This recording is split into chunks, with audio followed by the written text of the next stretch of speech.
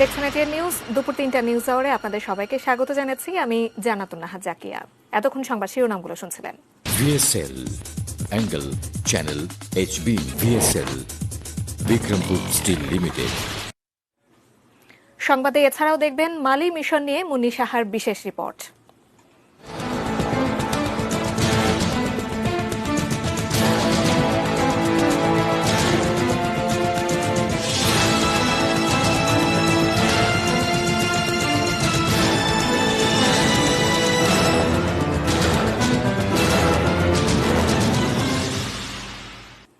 এবারে বিস্তারিত। টিকার ব্যবস্থা হয়ে গেছে। জুলাই মাস থেকে আবারও শুরু হচ্ছে গণটিকাদান। জাতীয় সংসদে জানালেন প্রধানমন্ত্রী শেখ হাসিনা। সকালে বাজেট অধিবেশনের সাধারণ আলোচনায় অংশ নিয়ে তিনি এই কথা বলেন। সকলেই যেন সুবিধাটা পায় সেই ব্যবস্থাটা আমরা হাতে নিয়েছি। সংসদে বাজেট নিয়ে সাধারণ আলোচনায় অংশ নিয়ে প্রধানমন্ত্রী শেখ হাসিনা করোনা মোকাবেলায় সরকারের নেয়া বিভিন্ন পদক্ষেপ তুলে ধরেন। মহামারীর দ্বিতীয় ঢেউয়ের প্রভাব সত্ত্বেও সরকারের নেওয়া বিভিন্ন প্রণোদনা প্যাকেজের ফলে আমাদের অর্থনীতি পূর্ণাঙ্গ পুনরুদ্ধারের পথে রয়েছে। করোনা মোকাবেলায় সুনির্দিষ্ট পরিকল্পনা নিয়েই এগুচ্ছে সরকার। সেক্ষেত্রে জুলাই থেকে আরও টিকা আসবে। পরিকল্পনা আছে প্রবাসী সহ দেশের ৮০% মানুষকে টিকার আওতায় আনা এবং দ্রুত শিক্ষা প্রতিষ্ঠান খোলারও। জুলাই মাস থেকেই আরও ভ্যাকসিন আসবে এবং ব্যাপকভাবে আমরা ভ্যাকসিন প্রদান শুরু করব। এবং সেখানে আরেকটা কথা বলেছি যে আমাদের যে কর্মীরা বিদেশে যাচ্ছে তাদেরকে ভ্যাকসিনটা আগে দিয়ে দেওয়ার জন্য আমরা ব্যবস্থা নিয়েছি। মহামারী কাটিয়ে আবারও উন্নয়নের অগ্রযাত্রায় সামিল হওয়ার আশাবাদ প্রধানমন্ত্রী। আগামী অর্থ বছরতে আমরা করোনা ভাইরাসের গণটিকা কার্যক্রম পুনরায় শুরু করতে যাচ্ছি, যার ফলে অর্থনীতি দ্রুত স্বাভাবিক অবস্থায় ফিরে আসবে। বাজেটে জীবন জীবিকা, স্বাস্থ্য, কৃষি, শিক্ষা সহ যেসব বিষয় গুরুত্ব পেয়েছে প্রধানমন্ত্রী তুলে ধরেন তাও। আমাদের দেশের মানুষের জীবন জীবিকা রক্ষাকে প্রাধান্য দিয়ে এই বাজেট আমরা বাস্তবায়ন করতে সক্ষম হব এবং বাংলাদেশ আরও এক ধাপ সামনে এগিয়ে যাবে। গোলাম কাদের প্রভু, এটিএন নিউজ, ঢাকা। মেয়র আতিকের সামনেই রাজধানীর মিরপুরের কাজীপাড়ার ম্যানহোল থেকে উদ্ধার হলো মেট্রো রেল নির্মাণের নানা সামগ্রী ও বস্তাবন্দি আবর্জনা। এ প্রসঙ্গে কাজীপাড়া ও শেওড়াপাড়া এলাকার জলাবদ্ধতার জন্য মেট্রো রেল কর্তৃপক্ষকেও দায়ী করলেন উত্তরের মেয়র। রাজধানী মিরপুর, কাজীপাড়া ও শেওড়াপাড়া এলাকার সড়ক পরিদর্শনকালে তিনি বলেন, কমপ্লায়েন্স মেনে কাজ করার কথা থাকলেও মেট্রো রেল কর্তৃপক্ষ তা না করার কারণে আশেপাশের লোকজনকে জলাবদ্ধতা ও পরিবেশ দূষণ সহ নানাবিধ সমস্যা ভোগান্তি পোহাতে হচ্ছে। ড্রেন ও রাস্তা সচল রাখার ব্যবস্থা নিশ্চিত করতে মেট্রো রেল কর্তৃপক্ষের প্রতি আহ্বান জানান মেয়র। এ বিষয়ে মেট্রো রেল কর্তৃপক্ষের কাজ নিয়মিত মনিটর করা হবে বলেও জানান তিনি। মেট্রো রেলের সাথে যে কথা আছে তাদের টার্মস এন্ড কন্ডিশনে আমাদের ফুটপাত, পথচারী, ফুটপাতের নিচে ড্রেন যেগুলো আছে এগুলো মেট্রো রেল কর্তৃপক্ষ করবে। রাস্তা কিন্তু ড্রেন করে দিয়ে গেছে ঠিকই, কিন্তু এটা যে ভিতরে যে পরিষ্কার থেকে শুরু করে যা কিছু কোনো কিছু কিন্তু করে নাই। এটার ভিতর থেকে প্রায় 237 বস্তা আমি বিভিন্ন ধরনের সিমেন্টের বস্তা উদ্ধার করলাম, বালির বস্তা উদ্ধার করলাম। আজকে কিন্তু সেন্টারিংয়ের কাঠও কিন্তু আজকে উদ্ধার করা হচ্ছে। নিজেদের ব্যর্থতা এবং জনবিচ্ছিন্নতা আড়াল করতে বিএনপি নির্বাচন ব্যবস্থাকে প্রশ্নবিদ্ধ করার অপচেষ্টা চালাচ্ছে বলে অভিযোগ করেছেন আওয়ামী লীগের সাধারণ সম্পাদক ওবায়দুল কাদের। বলেন, বিএনপির রাজনীতি কথামালার আড়ালে বৈপরীত্যের প্রদর্শনী মাত্র। ওবায়দুল কাদের আজ সকালে তার সরকারি বাসভবনে নিয়মিত ব্রিফিংকালে এসব কথা বলেন। গণতান্ত্রিক শাসন ব্যবস্থা বিরোধী দল অত্যন্ত গুরুত্বপূর্ণ অংশীজন, কিন্তু মুখে রাষ্ট্র কাঠামো কিংবা গণতান্ত্রিক ব্যবস্থার কথা বললেও বিএনপি নিজেরাই নির্বাচন থেকে দূরে সরে যাচ্ছে। তারা নিজেদের ব্যর্থতা, জনবিচ্ছিন্নতা আড়াল করতে নির্বাচন ব্যবস্থাকে প্রশ্নবিদ্ধ করতে প্রতিনিয়তই অপচেষ্টা চালিয়ে যাচ্ছে। দুর্নীতি দমন কমিশনের কর্মকাণ্ড ঢাকা দক্ষিণ সিটি কর্পোরেশনের মেয়র ব্যারিস্টার শেখ ফজলে নূর তাপসের প্ররোচনায় হয়েছে বলে অভিযোগ করেছেন দক্ষিণের সাবেক মেয়র মোহাম্মদ সাইদ খোকন। তার 3টি প্রতিষ্ঠান সহ স্ত্রী, মা ও বোনের ব্যাংক অ্যাকাউন্ট ফ্রিজের নির্দেশ দেওয়ার পরদিন আজ সংবাদ সম্মেলন করে এই অভিযোগ আনেন সাইদ খোকন। আপনারা জানেন, ঢাকা দক্ষিণ সিটি কর্পোরেশনের মেয়র নগর পরিচালনায় তার সীমাহীন ব্যর্থতা ঢাকতে প্রায় আমার প্রতি বিভিন্ন হয়রানিমূলক ও বিদ্বেষমূলক আচরণ করে আসছে। আমি ও আমার প্রাণপ্রিয় ঢাকাবাসী এবং আমার প্রিয় দেশবাসী, আমরা দৃঢ়ভাবে বিশ্বাস করি দুর্নীতি দমন কমিশনের এমন কর্মকাণ্ড আপোষের প্ররোচনায় সংগঠিত হয়েছে। সীমিত পরিসরের 3 দিনের লকডাউনের দ্বিতীয় দিনে ঢাকা সড়কে মানুষ কম, তবে যথারীতি মোড়ে মোড়ে যানজট, সাথে আছে মহামারীকে বৃদ্ধ আঙ্গুল দেখানো মাস্কহীন চলাফেরা। সাদাত হাবিবি সেতুর রিপোর্ট।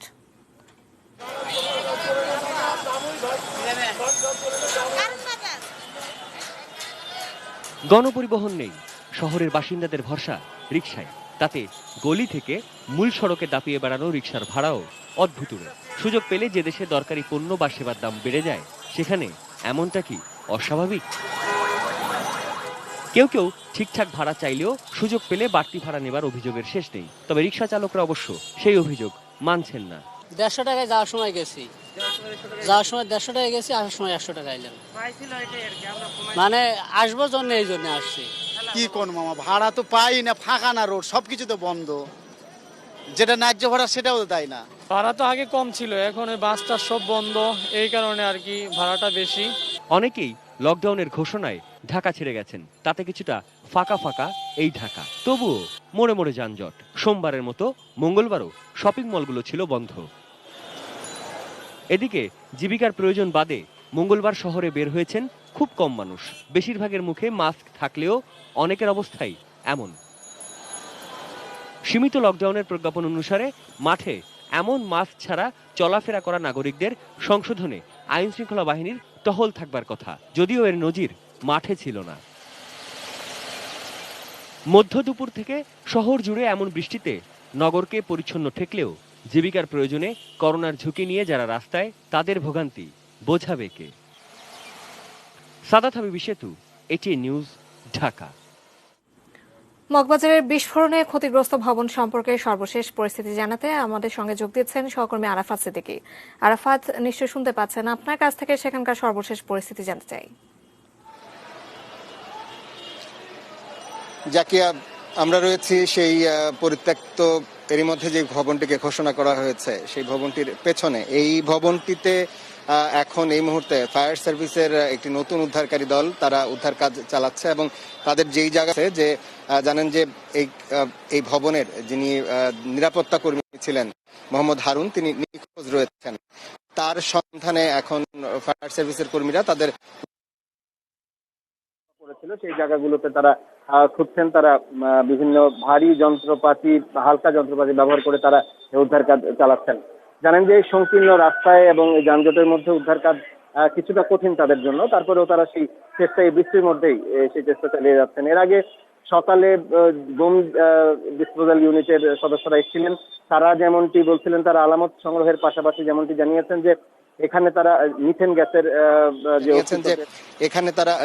গ্যাসের যে অস্তিত্ব পেয়েছেন এবং এখনো বাতাসে মিথেন গ্যাসের অস্তিত্ব রয়েছে। অর্থাৎ যেটি সাধারণ বাসাবাড়িতে যে গ্যাসের পাইপলাইনে যে কাজ হয়, সেই গ্যাসের থেকে লিকেজ হচ্ছে কিনা সেটি তারা খতিয়ে দেখছেন এবং তাদের ধারণা যে আসলে মিথেন গ্যাস জমে থেকে বিস্ফোরণ হয়েছে।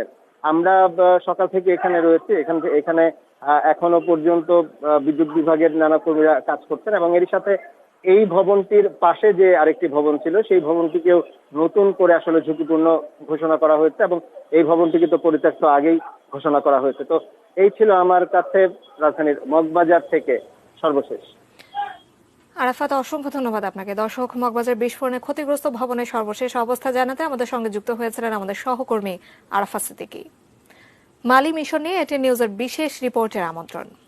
গত কদিন ধরেই আমরা মালি মরুভূমির জঙ্গি হামলা, ভয়, আতঙ্ক, মরুঝড় আর উত্তপ্ত আবহাওয়ার খবর দেখেছি।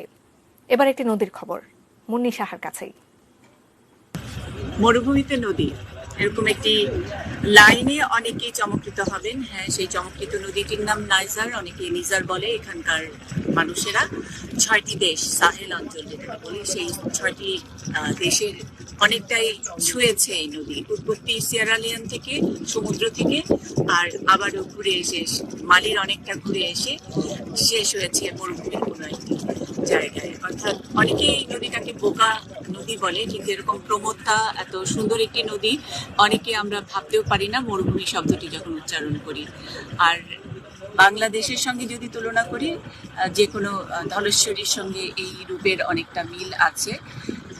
এখানকার মানুষেরা এই নদীটিকে বোকা নদী বলে, যেহেতু সমুদ্রের অনেক কাছাকাছি থেকে উৎপত্তি হয়ে অনেকটা ঘুরে 4180 কিলোমিটার পথ বেয়ে আবারও সমুদ্রের মধ্যে পড়েছে। কিন্তু এই পথ মানে এই স্পন্দন, এই পথ মানে প্রাণ। কিন্তু এই প্রাণকে আসলে যত্ন করেছে কি এখানকার, আমরা যেটাকে বলি পশ্চিমা আফ্রিকার মানুষ, অথবা যারা দীর্ঘদিন ধরে এই অঞ্চলটিকে শাসন করেছে বা যাদের কলোনি ছিল, সেই আকিব রয়ে যায় এবং সেখান থেকেই তৈরি হয় আসলে রাজনীতির ব্যাপার স্যাপার। আসলে কি চেয়েছিল ফরাসিরা এই অঞ্চলের মানুষগুলোর উপরে, এই অঞ্চলটির উপরে।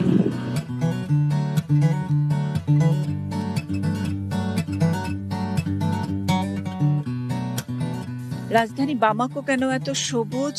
আম, ধান আর চেনা কিছু সবজি কিভাবে বা এখানে পাওয়া যায়? কোত্থেকে বা ট্যাংরা, পাবদা আর মাছ আসে এখানে? তার একটা ক্লু পাওয়া গেল।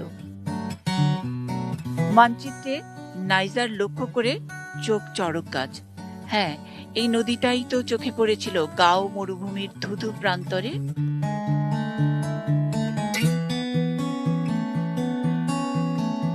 যেখানে নদীর কাছাকাছি থাকা মানুষগুলো কৃষিকাজ শেখেনি, বোঝেনি জলের মর্ম।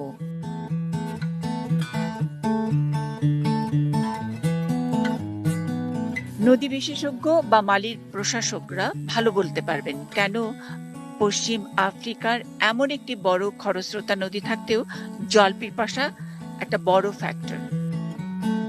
মালির শান্তি মিশনে ব্যানবেট 7 এর সঙ্গে কাজ করা দোভাষী সাইও জানালো মজার সব তথ্য। সাইও ছাত্র অবস্থায় পেশায় একজন জেলে ছিল, এখন শান্তি ও রাজনীতি নিয়ে বিশ্ববিদ্যালয়ে পড়তে তৈরি হচ্ছে। And in our school, college, they teach us history. We used to study history and geography, Brazilian land and American land. Which one is good for the land? Which parts of Brasilia you have to multiply, done, grow this thing, fertilizer or something like that. They teach us that those land, USA and Brasilia, but they don't teach us our own land. And we have Nigeria River is a large river.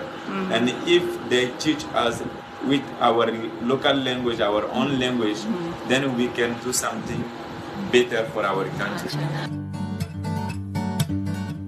Malian সব জনজাতির ভাষায় Niger নদীটির আলাদা আলাদা নাম এবং সব নামের অর্থই বড় নদী।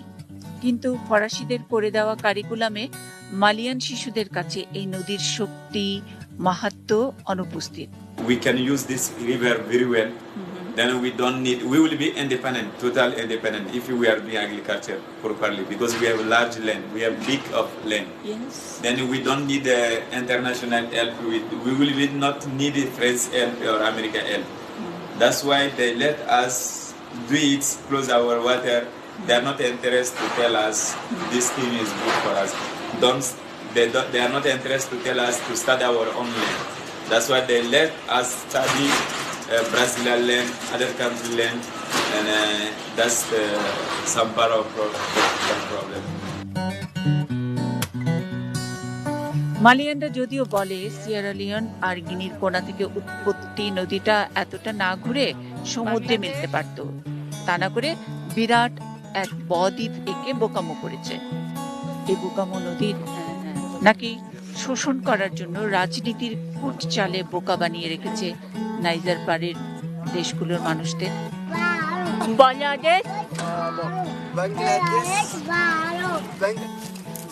মন্ডি সাহা, এটিএন নিউজ, বামাকো, মালি। দর্শক, মন্ডি সাহার কাছ থেকে মালি মিশনে এটিএন নিউজের একটি বিশেষ প্রতিবেদন আপনারা দেখছিলেন। নিউজ আওয়ারে এই পর্যায়ে নিচ্ছি বাইজেস্টের বিরতি, এরপর আরো জানিয়ে ফিরব।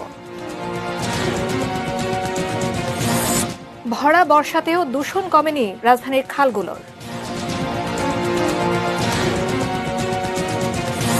এবং অস্থির রডের বাজার, নির্মাণ খাতে বিপর্যয়ের শঙ্কা।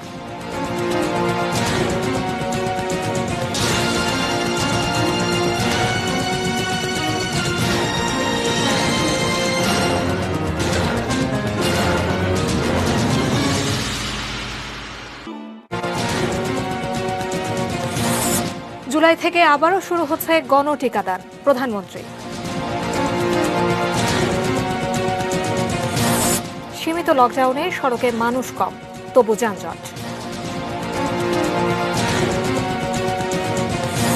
ফিলিস্তিনে আশ্রয়হীন ৮০% শিশু।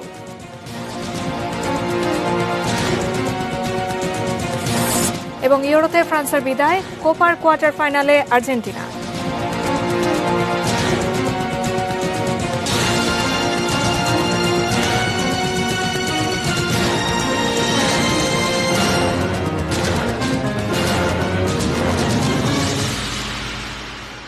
বিরতির পর আবারও স্বাগত জানাচ্ছে নিউজ আওয়ারে। এতক্ষণ সংবাদ শিরোনামগুলো শুনছিলেন। সিএস ম্যাপ অনুযায়ী খাল উদ্ধারের ঘোষণা 2 সিটি কর্পোরেশনের, কিন্তু তাতেও আছে চ্যালেঞ্জ। ঢাকার খাল নিয়ে মনিরুল ইসলাম মিন্টুর 6 পর্বের ধারাবাহিকে আজ দেখুন ধানমন্ডি এবং মোহাম্মদপুরের খালগুলোর অবস্থা। ছবি তুলেছেন রাশেদুল ইসলাম। হাজারীবাগে এই কালোনগর খালটিতে ভরা বর্ষাতেও যে দূষণ, তা হতাশা জাগায়। যদিও স্থানীয়দের বক্তব্য, সম্প্রতি খালটি পরিষ্কার করায় দূষণ অনেকটা কমেছে।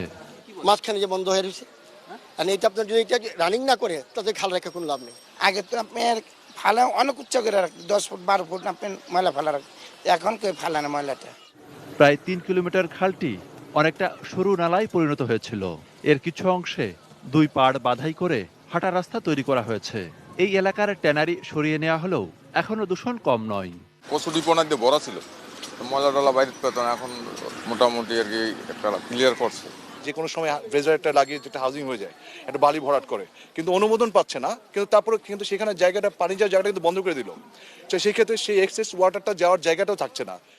আর কাটাসুর খালটি একসময় ধানমন্ডি লেকের সঙ্গে যুক্ত থাকলেও দখল ভরাটে এখন আর তা অনুমান করাও কঠিন। খালের একটি অংশে রহিম ব্যাপারী ঘাট হিসাবে পরিচিতি থাকলেও বুড়িগঙ্গার সঙ্গে যোগাযোগ বা নৌকার চলাচল বন্ধ হয়েছে অনেক আগেই। খালটি 2.5 কিলোমিটার টিকে থাকলেও গড় প্রশস্ততা 12 থেকে 15 মিটার। এই রাস্তাটা ব্রিক্স ওয়ারেজ হলো আপনার 16 ফিট পর্যন্ত ডিপ, কিন্তু খালের ডিপ কিন্তু 6 থেকে 7 ফিট।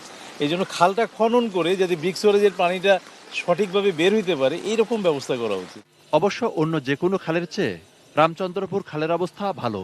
অন্য এলাকায় এর প্রশস্ততা কম থাকলেও নবোদয় হাউজিং এলাকায় ব্রিজ কালভার্টগুলো প্রশস্ত হয়। খালকে ঘিরে জীবনযাত্রা আগের চেয়ে সুন্দর। পরিষ্কার হয়ে যাচ্ছে, ময়লা জমে থাকে না, দুর্গন্ধ হচ্ছে না। এখন এই জন্য আর কি খালটা ভালো আগের তুলনায়। আগে তো এটার উপরে দখলদারি হয়ে গেছিল, এখন আর ওটা নাই। রক্ষণাবেক্ষণে একটি খালকে কতটা সুন্দর ও পরিবেশ বান্ধব করা যায়, রায়ের বাজার কবরস্থানের ভেতরে খালটি একটি উদাহরণ হতে পারে। সেক্ষেত্রে সুষ্ঠু পরিকল্পনায় অন্য খালগুলো হতে পারে সুন্দর। এরকম একটা জটিল অবস্থার ভিতরে আমরা যে উদ্যোগ নিয়েছি, আমরা আশাবাদী যে খুব শিগগিরই সকল খাল একেবারেই দৃষ্টিনন্দন হবে। এবং এখনই আপনার খালগুলোতে গিয়ে দেখেন আমরা নিয়মিত খালগুলো পরিষ্কার করছি। মনিরুল ইসলাম মিন্টু, এটি নিউজ, ঢাকা। আগামীকাল থাকছে ধোলাই খাল এবং শ্যামপুর খালের পরিস্থিতি নিয়ে রিপোর্ট। অস্থির হয়ে উঠেছে রডের বাজার, দাম উঠেছে টন প্রতি 70 থেকে 75 হাজার টাকা। দাম বাড়তে পারে আরো, তাই নির্মাণ খাতে এখন বিপর্যয়ের আশঙ্কা। গোলাম কাদের রবর রিপোর্ট। চলছে নির্মাণ কাজের ভরা মৌসুম, তাই তো বাড়তি চাহিদা রডের, আর সে সুযোগে বাড়ছে দামও। মাস 6 আগেও দাম ছিল 60 থেকে 65 হাজার টাকা টন, এখন তা 70 থেকে 75 হাজার। এমনিতেই করোনা বাস্তবতা, তার উপর বাড়তি দাম, ঝামেলায় পড়েছেন সাধারণ মানুষ যারা ঘরবাড়ি কিংবা ছোট মোটো অবকাঠামো কাজ করছেন। আরও বেশি বিপদে নির্মাণ খাতের উদ্যোক্তা, ঠিকাদার যারা সরকারের উন্নয়ন প্রকল্পের সাথে জড়িত। দুশ্চিন্তা, বাড়তি খরচ আর সময় মতো কাজ শেষ করা নিয়েও। এটা কিন্তু আনএক্সপেক্টেড। এখন গভর্নমেন্টের ক্ষতি হচ্ছে কত টাকা, এটা হিসাব করতে হবে, কারণ গভর্নমেন্টের হাজার হাজার কোটি টাকার উন্নয়ন কাজ চলতেছে। এই প্রজেক্টটা তো টোটালটাই রড নির্ভর। তো এখন এই রডের যে দাম বেড়ে যাচ্ছে, এখন এতে কি হচ্ছে, আপনি ধরেন ভেজাল তৈরি হচ্ছে। আমরা কিভাবে সামনের দিকে প্রজেক্ট চালাবো বা কিভাবে হ্যান্ডওভার করব আমরা এখন জানি না। প্রশ্ন হচ্ছে, কেন হঠাৎ অস্থির রডের বাজার? ইস্পাত কারখানার মালিকরা বলছেন, বিশ্ববাজারে রডের কাঁচামাল স্ক্র্যাপ লোহার দাম দ্বিগুণ। তাছাড়া এসব কাঁচামাল আনতে দিতে হচ্ছে বড় অঙ্কের শুল্ক, আগাম আয়করও। বিশ্বের বিভিন্ন কান্ট্রি থেকে স্টিল বা তার কাঁচামাল অর্থাৎ মেল্টিং স্ক্র্যাপ ইম্পোর্ট করে এই দেশে স্টিল তৈরি করে আমাদের অবকাঠামো নির্মাণে সরবরাহ করে থাকে। যে সমস্ত কান্ট্রি থেকে আমরা মেল্টিং স্ক্র্যাপ ইম্পোর্ট করেছিলাম সেই সমস্ত কান্ট্রি এই মেল্টিং স্ক্র্যাপ জেনারেশন এবং সরবরাহ দুটি সীমিত হয়েছে। ইস্পাত খাতের উদ্যোক্তারা বলছেন, দেশে 200-রও বেশি স্টিল কারখানা বছরে উৎপাদন করছে 55 লাখ টন, বিনিয়োগ 45,000 কোটি টাকারও বেশি। তাই এ খাতকে বাঁচাতে দরকার শুল্ক আর অগ্রিম আয়কর কমানো। তাহলেই কমে আসবে রডের দামও। আমার ভ্যাট আছে 2000 টাকা, সেখানে যদি আপনি 500 টাকা কমিয়ে দেন তাহলে 1500 টাকা ভোক্তার ব্যয় কমবে। আমি আমদানি করতে 1500 টাকা শুল্ক দিয়ে থাকি, সেইখানে যদি আপনি 1000 টাকা করে দেন, 500 টাকা করে দেন, 500 টাকা করলে 1000 টাকা সাশ্রয় হবে আমার উৎপাদন ব্যয়। তাহলে যে ওখানে 1500 আর 2500 টাকা মূল্য সাশ্রয় করার সরকারের হাতে এই সুযোগটুকু আছে। ওইখানেও ওই 2% প্রত্যাহার করা হয়, ওইখান দিয়েও সরকারের কিছু কমানোর সুযোগ আছে। এ খাতের সাথে জড়িতরা মনে করছেন, রডের দাম না কমালে বিভিন্ন প্রকল্পে বাড়বে কম দামের নকল, ভেজাল আর নিম্নমানের রড ব্যবহার, যা ঝুঁকিপূর্ণ করে তুলবে দেশের অবকাঠামো উন্নয়নকে। Golam Kader Robu, ATN news, Dhaka. Metro presence কৃষি সংবাদ, সুজলা সুফলা।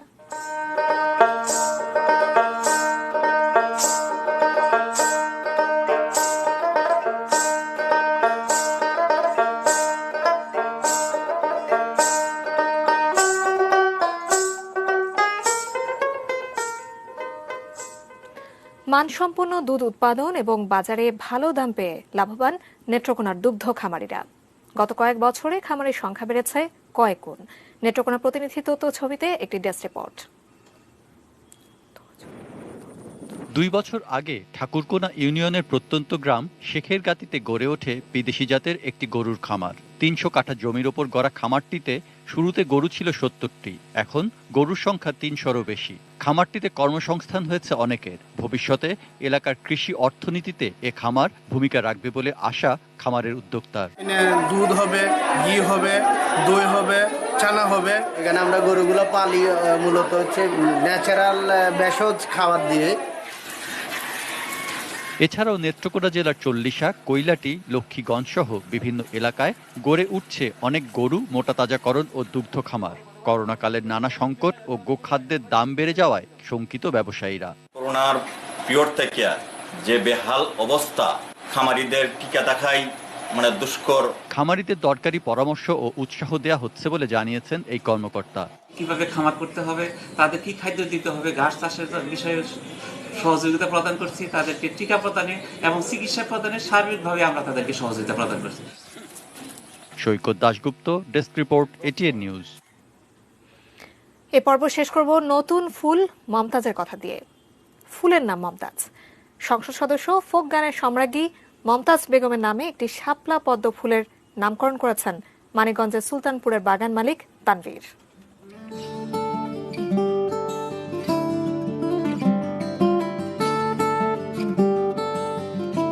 যাকে আমরা পদ্ম তানভীর নামে চিনি, মানিকগঞ্জের হরিরামপুরে তার বাগান।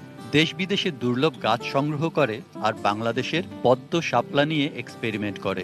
নিজে কিছু পদ্ম শাপলার জাত উদ্ভাবন করেছে, বীজ সংরক্ষণ করছে। গত শুক্রবার তানভীরের বাগানটি দেখতে যান মানিকগঞ্জের এমপি, গানের পাখি শিল্পী মমতাজ বেগম। তার সম্মানে তানভীর তার উদ্ভাবিত একটি নতুন জাতের শাপলার নামকরণ করেন মমতাজ। ঘিয়ে সাদার উপরে কালচে ম্যাজেন্ডার ঝিরিঝিরি স্ট্রাইপ, শাপলাটি সহজেই দৃষ্টি কাড়ে।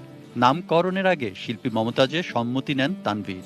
মমতাজই বেছে নেন তাঁর নামে নাম দেয়া শাপলাটি। বাংলাদেশের ফোক গানের সম্রাজ্ঞীর প্রতি শ্রদ্ধা, ভালোবাসা জানানোর এ এক অনন্য উদ্যোগ। আমি খুবই আনন্দিত যে মমতাজ আবার নামে একটা শাপলা আমি করেছি। তানভীরের নিজের হাতে ক্রস করা রাজকীয় একটি পদ্ম তিনি রেখে দিয়েছেন বাংলাদেশের প্রধানমন্ত্রীর নামে। Saikat Dasgupta, desk report, ATN news. দর্শক, নিউজের এই পর্যায়ে আবারও সময় হলো বাইজেস্টেল বিরতি নেওয়ার, এরপর আরো যা থাকছে। টাইগ্রে অঞ্চলে ইথিওপিয়ার যুদ্ধবিরতি ঘোষণা।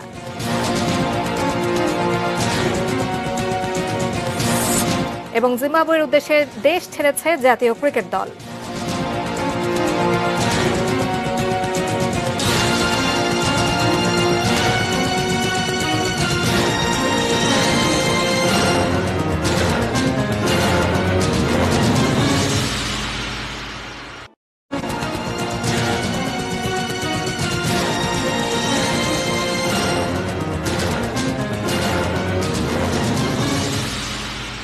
দর্শক, বিরতির পর স্বাগত জানাচ্ছি নিউজ আওয়ারে। মগবাজারের বিস্ফোরণে ক্ষতিগ্রস্ত ভবন থেকে কিছুক্ষণ আগে আরও একজনের মৃতদেহ উদ্ধার করা হয়েছে। বিস্তারিত জানতে আমরা আবারও যোগ দিচ্ছি আমাদের সহকর্মী আরাফাত সিদ্দিকের কাছে। আরাফাত, কি অবস্থা সেখানে? মৃতদেহ উদ্ধার করা হয়েছে, আপনার কাছ থেকে বিস্তারিত জানতে চাই। কিছুক্ষণ আগে যে মোহাম্মদ হারুন, যে সিকিউরিটি গার্ড, তিনি নিখোঁজ ছিলেন, তার মেয়ে দাবি করেছিলেন যে তার বাবা নিখোঁজ। সেই একটি মরদেহ এখনো পাওয়া গিয়েছে। আমরা কিছুক্ষণ আগে এখানকার ফায়ার সার্ভিসের যিনি অপারেশনাল দায়িত্বে রয়েছেন, তিনি দেবাশিস, তিনি আমাদের যেমনটি বলছিলেন যে ভেতরে যেই কক্ষটিতে আসলে হারুন থাকতেন, সেই ছোট্ট একটি কক্ষ, সেই কক্ষটির কয়েকটি বিম সরিয়ে নেওয়ার পরই আসলে তার মরদেহটি দেখা যায়। তারা এখনো মরদেহটি উদ্ধারের চেষ্টা চালাচ্ছেন। জানেন যে ভেতরে প্রায় ধসে পড়েছে দেয়ালগুলো এবং বিমগুলো, সেইগুলো সরিয়ে মরদেহটিকে উদ্ধার করার চেষ্টা তারা চালাচ্ছেন। একটি বিষয় আপনাকে জানিয়ে রাখি যে এখানে কিন্তু বারবার বলছেন যে খুব ঝুঁকিপূর্ণ অবস্থায় রয়েছে এখানে এই ভবনটি। তারপরেও ফায়ার সার্ভিসের কর্মীরা এখানে তাদের সেই উদ্ধার তৎপরতা চালিয়ে যাচ্ছেন এবং সকালে যখন তারা নিশ্চিত হন যে একজন নিখোঁজ রয়েছেন, সেই নিখোঁজ সংবাদটি পাওয়ার পরই তারা এখানে এসে উদ্ধার তৎপরতা আবার নতুন করে শুরু করেন। এই উদ্ধার তৎপরতা তারা আরো কিছুক্ষণ চালাবেন। তাদের আরো কিছু সন্দেহজনক জায়গা রয়েছে, সেই জায়গাগুলোতে তারা উদ্ধার তৎপরতা চালাবেন। যদিও এখনো পর্যন্ত এই একজনই কিন্তু নিখোঁজ ছিলেন, আর কাউকে নিখোঁজ পাওয়া যায়নি। আমরা একটু ফায়ার সার্ভিসের এই কর্মকর্তা এখানে যিনি রয়েছেন, তার সাথে আমরা একটু কথা বলবো।